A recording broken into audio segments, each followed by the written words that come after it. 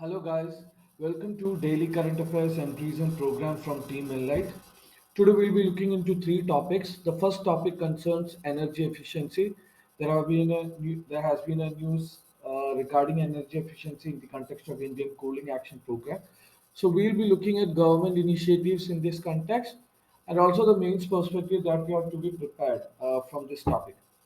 Then we'll look at National Pharmaceutical Pricing Authority, which has recently asked pharmaceutical companies to reduce prices following the GST Council's decision to reduce GST rates on various products.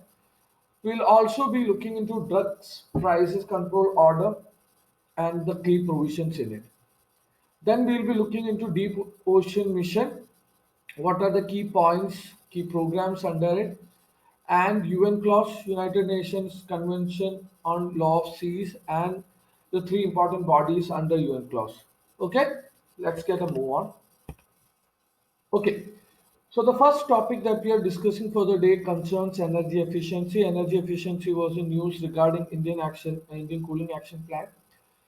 The article says that we expect a fourfold increase in the use of air conditioning in the next 10 years, especially because of the increasing temperatures and increasing heat waves across the country. So, in this context, for us, what is important, the prelims perspective, are the government initiatives regarding energy efficiency, which are very important both from prelims and mains perspective. So, from the prelims perspective, the first government initiative that you have to know is Standards and Labeling Program. This includes rating of appliances so that customers can make informed choice. Then you have Energy Conservation Building Code ECBC program again, okay, which also is about minimizing energy usage and having highest energy efficiency standards in the. Then you have National Mission for Enhanced Energy Efficiency, which comes under National Action Plan on Climate Change.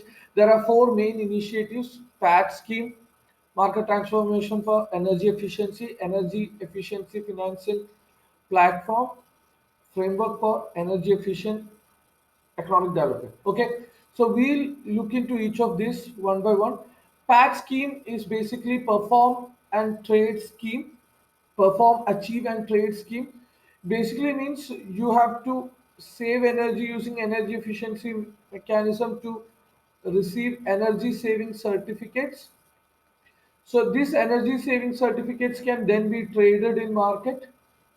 So it is basically a market mechanism to encourage energy efficiency, perform, achieve, and trade scheme. Then you have market transformation for energy efficiency. There are two sub programs under it: Bachat Lamp Yojana and Super Efficient Equipment Program. Bachat Lamp Yojana is again headed by BEE, which is basically Bureau of Energy Efficiency, promotes LED lamps under this program. Then your super efficient equipment program, which is basically financial stimulus for ensuring market transformation, accelerated market transformation into super efficient appliances. Then you have an energy efficiency financing platform primarily targeted towards ensuring financing and credit availability of credit for energy efficiency programs.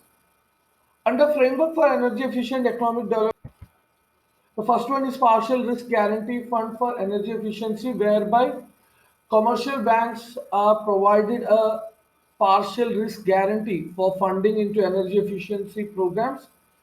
And the second one is equity capital funding of equity and virtual capital funding of energy efficient programs by financial institutions. Then you have promotion of energy efficient LED bulbs, popularly under Ujala scheme. You can read more about it. Then as we all know, National Electric Mobility Mission Plan under promotion of electric vehicles, which is also popular under the FAME scheme, which translates to faster adoption and manufacturing of hybrid and electric vehicles. So these are the key programs which you have to read in detail actually, because all these programs are important from the business perspective. So these are the key programs from the energy efficiency perspective. From the mains perspective, you have to know what is the need, what are the steps taken by the government, What are the shortcomings? What are the challenges? What is the way forward in this context? Okay, moving on. The second topic for the day is National Pharmaceutical Pricing Authority. It was in news because NPP has recently asked pharma companies to reduce prices on products wherein the GST rates have been lowered recently. It appeared in Indian Express. Regarding NPPA, National Pharmaceutical Pricing Authority, you have to know certain key points. It is an independent regulator for pricing of drugs. Its aim is to ensure availability and affordability of important critical medicines. It was established back in 1997 under the Department of Pharmaceuticals, which comes under the Ministry of Chemicals and Fertilizers. It fixes price of drugs on national list of essential medicines under Schedule 1 of Drug Price Control Orders. In this context, you have to know what drug price control orders are, what are the key provisions under it. So drugs price control order, these are issued by the Government of India under Section 3 of Essential Commodities Act 1955 to regulate the price of drugs. So this is important. You should know that DPCOs are issued under Essential Commodities Act. Then what does this order include? It includes a list of price controlled drugs, also called scheduled drugs. You have procedures for fixation of prices of drugs. You have method of implementation for prices fixed by government. You have penalties for contravention of these provisions. So these are the key provisions here.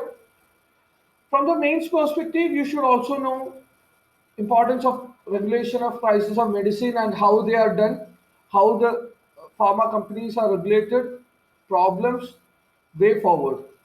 Okay, moving on. Third important topic that will be considered for the day is Deep Ocean Mission. It was in news because Cabinet Committee on Economic Affairs, recently headed by Prime Minister, and this mission and this mission primarily is aimed and focused at deep sea mining, ocean climate change advisory services, underwater vehicles, underwater robotics. Okay.